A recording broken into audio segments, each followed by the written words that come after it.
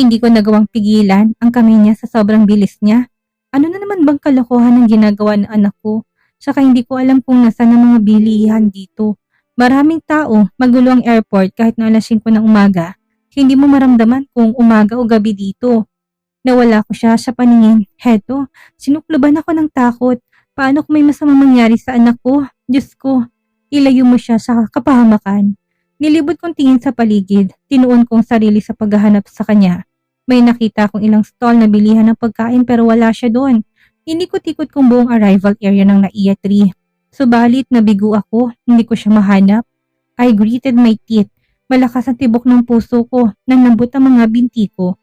Hindi ko alam ang gagawin sa pagkabalisa ko hanggang sa marinig ko ang matinis niyang boses sa isang sulok. Pinuntahan ko kaagad ang direksyon ng boses niya. Hayun, tumungay sa akin ang anak ko at may kausap siyang lalaki. Casual ang suot niya pero mukhang stylist at mamahalin ang damit niyang fitted black leather jacket na may pangloob na puting t-shirt at pinarisan ng itim pero punit-punit na jeans at itim na sneakers. Magulong itim at medyo kulot na buhok, perfectong jawline, matangos ng ilong, napupungay ng mga mata at matipunong pangangatawan.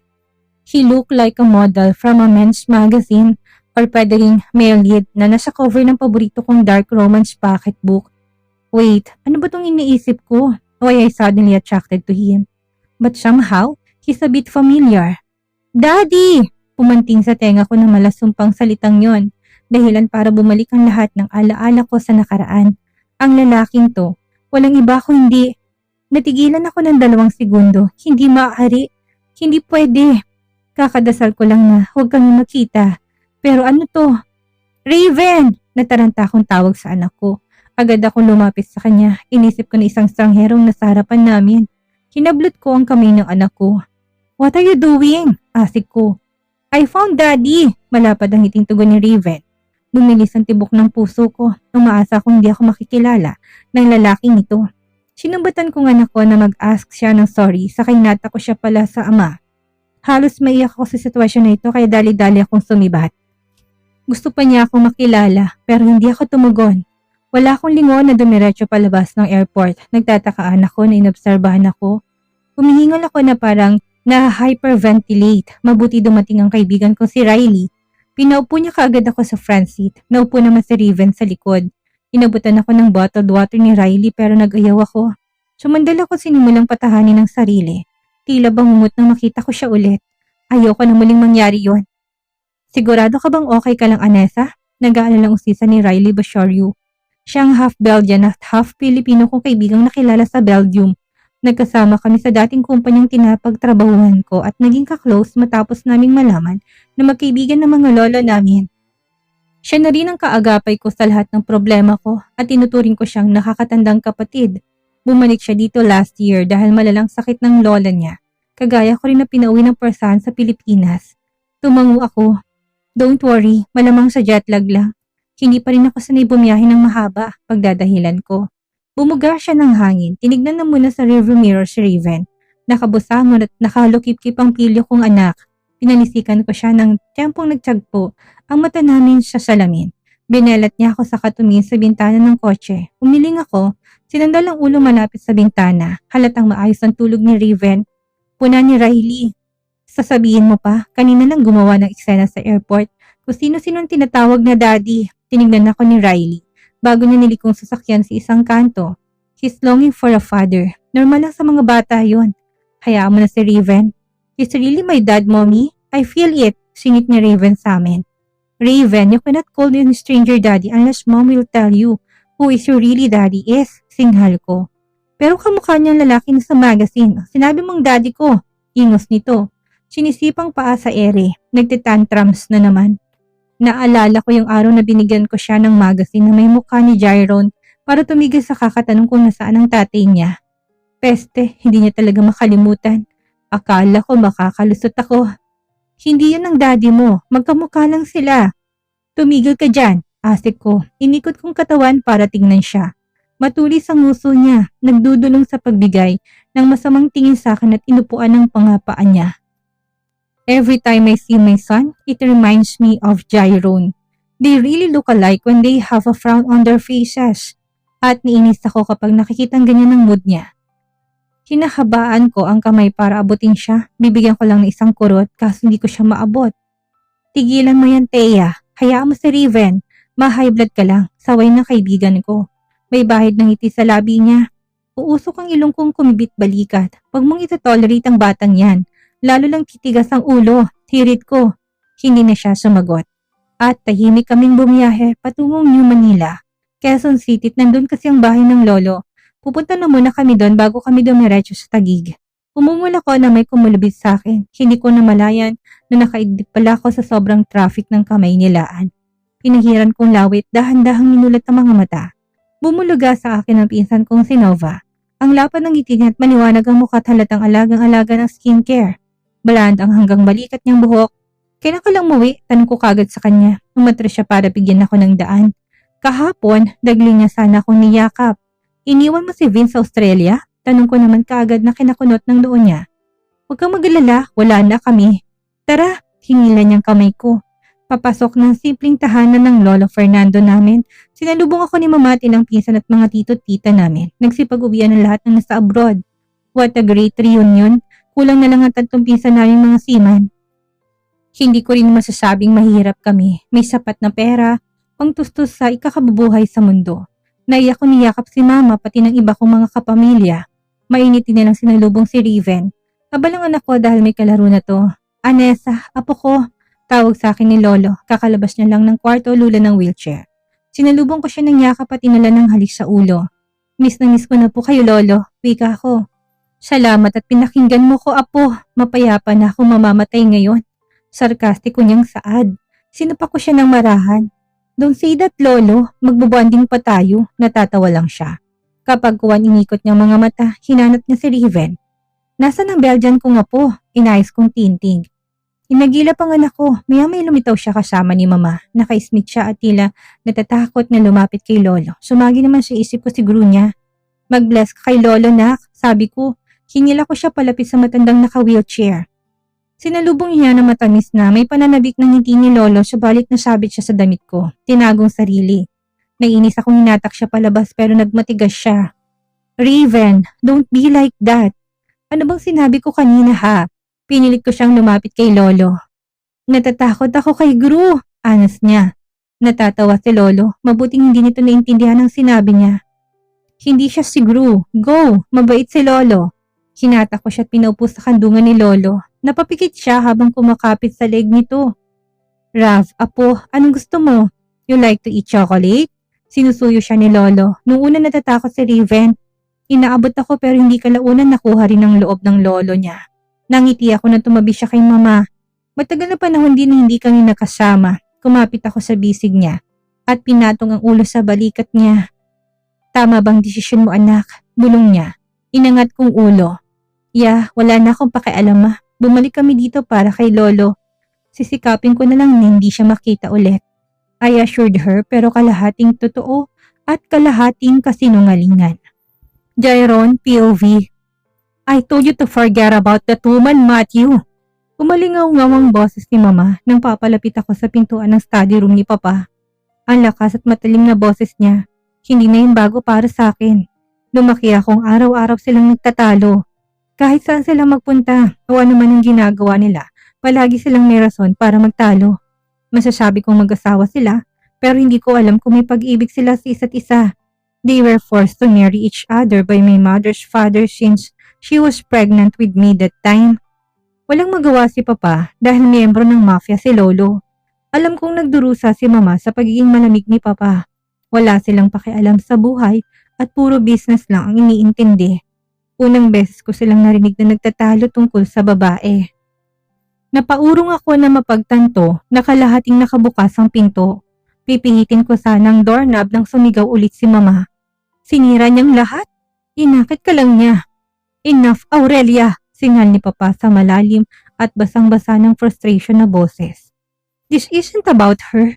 It's about you and the lies I've been living with for a year. Umawang ang bibig ko. What is happening? Lies? Ano bang pagsasabi ng ama ko? Naintriga ako sa usapan nila, kaya dumikit ang paa ko sa gilid ng pintuan. Hinawakan ko ng mahigpit ang door frame nang sinilip ko sila. My father's back was turned to me. His broad shoulders tense as she loomed over my mother. Ang madalas na pristine appearance ni Mama ay naging babaeng dinubog ng 7 demonyo. Nakalugay ang buhok, basang-basa ng mga luhang mukha at maputla at naghihinagpis. I never seen her like this before. Naalarma ako sa kakahantungan ng usapan nila. Lies? She choked out. Nanginginig niyang kinutup ang dibdib. What lies, Matthew? Don't play innocent. Akala mo ba hangal ako? Sinira mong relasyon namin dahil sa'yo, ngayon. Nalaman ko na may tinatago kang baho sa akin. Yumanig ang boses ng tatay ko sa buong silid. Wala akong tinatago. Kailan ni Mama, himugyog ang balikat niya. That woman gave me a daughter, Aurelia. Sigaw ni Papa. Tila gustong suntukin si Mama sa posisyon niya ngayon. Ako man ay nagulat din sa sinabi niyang anak. May anak itong babae. What was he talking about? Ano? That girl is nothing to you. She doesn't deserve.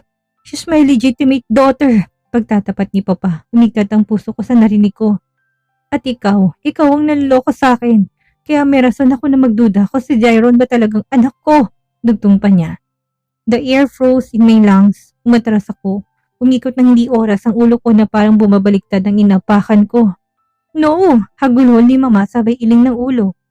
Nagkakamali ka. Jairon is your son. I swear. Hindi ako naniniwala sa'yo. Matapos kong malaman ikaw ang dahilan. Kaya hiniwalayan niya ako. Hindi ko alam kung makakaya ko pang manatili dito. Asik ni Papa. Umikot siya. Papunta siya ngayon sa direksyon ko. Matthew, please. Basag ang boses sa tawag ni Mama. Walang humpay ang pagdaloy ng mga luha sa kanyang mga mata. Anak mo siya. Please, huwag kang magsabi ng ganyan. Nangangako ako, legitimate son mo si Jairon. But my father was already turning away. His face twisted with bitterness. Kadalasang mukha niya kapag kaharap niya ako. May lihim siyang inanakit sa akin at ngayon ko lang nalaman na may pagdududa siyang hindi niya ako anak. Nanangis ang bagang ko. Sana hindi ko na lang narinig ang away nila. Naglakad si Papa sa kainangatang ulo. Our eyes locked through the silver of an open door and I felt my stomach drop. Nandito ako para ibigay sanang contract na papirmahan sa kanya. Kaso mantong ako sa ganito. Inirapan niya ako ng ilang sandali, saka nanliit ang kanyang mga mata. Then with a sharp exhale, he jerked the door open fully. His gaze boring into me with a dark, unreadable intensity. Enjoy the show? Asik pa niya sa akin. Nakakalokong tono. Tila lalamunin niya ako ng buo. What? Kumikpit ang lalamunan ko. Sumabit lahat ng mga salita sa dulo ng dila ko. Ano bang sasabihin ko? Paano ko naman siya sasagutin? Mabuti hindi siya naghintay sa sagot ko. Matapos ang huling masama niyang tingin, nilagpasan niya ako. Binangga pa niyang balikat sa balikat ko. Tinignan ko siyang umalis. Tumutunog ang bawat yapak niya na unti-unting naglalaho at naging matahimik ang pasilyo na manhid ang buo kong katawan. Kulang na lamang ay magkaroon ako ng ugat sa kinatatayuan. Umuugong pa rin sa isipan kong lahat ng narinig ko. Binalik kong sarili sa study room. Nandyan ang ina ko, sawing-sawi habang nakatitig sa ama ko. Her body trembling. Medyo tumahan siya na makita niya lumukot ang kanyang mukha. Jairon, my son, don't listen to what your father said. She just confused, angry. You are his son. You're ours. Desperadong saad niya. Lumapit siya sa akin at tinilang braso ko. Inirapan ko siya. Nababaliw ang puso ko sa sobrang bilis ng pagbayo. What was he talking about? What daughter? Ano bang ibig niyang sabihin? Mahina akong tanong. She shook her head, gripping my hands tightly. Nilibing niyang mahaba niyang kuko sa balat ko. Huwag kang makinig sa kanya. Huwag mong hayaan ang sarili mo na lasunin ka ng kanyang mga salita. Ma, sabihin mong totoo. Totoo bang sinabi niya? My throat tightened painfully. Am I really his son? Oo naman, nababasag ang boses niyang katuwiran. Anak ka niya, saka sinasabi niya lang yon dahil galit lang siya. You know he's been meeting people from his past old, useless people who fill his head with lies. Pinisin niyang braso ko saka nagsalita ulit.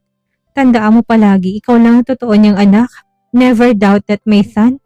Subalit may mabigat at malamig na bagay ang pumatong sa dibdib ko. Naalala kung paano ako tingnan ng tatay ko.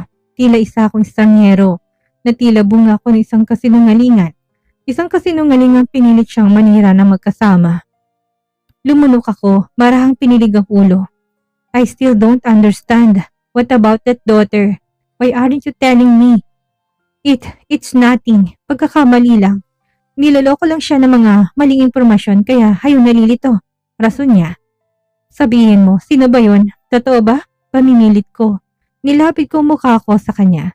I felt that there's a dark, sickening thought unfurling in the back of my mind.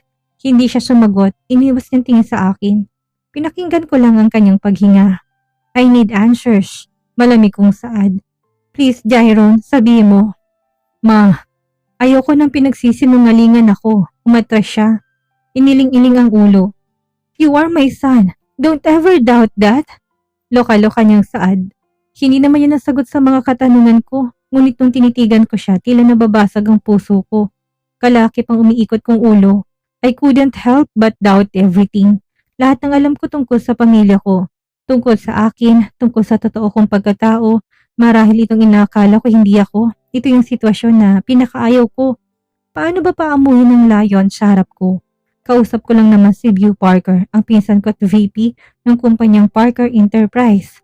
Ang karibal ko simula pagkabata bagkus palagi siyang pinapaboran ng tatay ko. Kaya heto, nakuha niyang posisyon na dapat noon pa sa akin bago ako naging presidente. I told you, Beau, we're not bailing out Phoenix Company. He made a mess and he needs to clean it up himself. Sabi ko, nilalaban ng sarili para panatilihin ang kalmadong tono. Mahigpit ako nakahawak sa dulo ng makintab na lamesa ng conference room. Pumipitik ang tensyon sa mga kaugatan ko. Humihigpit ang bawat kalamnan ko. Isang pitik sa sabog na ako.